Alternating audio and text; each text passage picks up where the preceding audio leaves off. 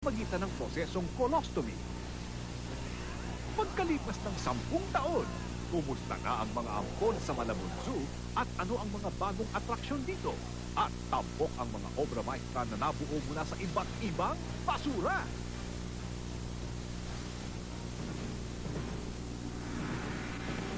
Magandang gabi, bayan. Dahilan sa nagaganap na paglilitis sa Pangulo na isang mahalagang pangyayari na matatala sa kasaysayan ng ating bansa. Muli po naming hihimayin ngayong gabi ang mga naganap sa hearing sa nakalipas na mga araw. Lalong-lalo na ang naging pagharap ng star witness na si Governor Chavez Singson.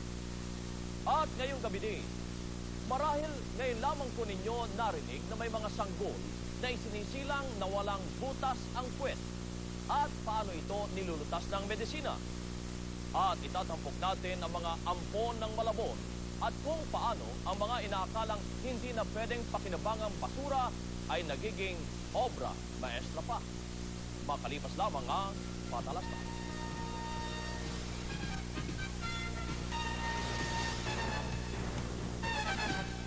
Ran, gaya po sa ating Metro Manila ngayon na nagkalat ang basura, na karamihan ay mga bagay na hindi nabubulok tulad ng mga plastic, styrofoam, mga bakal na habang panahon yun po ay mananatili sa ating kapaligiran.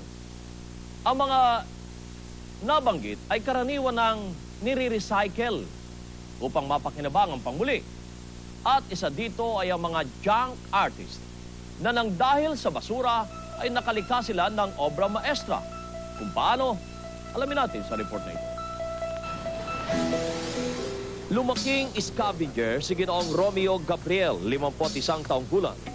Bunga ng sipag sa pamumulot ng basura, nakapagtapos siya ng pag-aaral at ngayon ay isa ng teacher at officer in charge ng Emilio Aguinaldo College.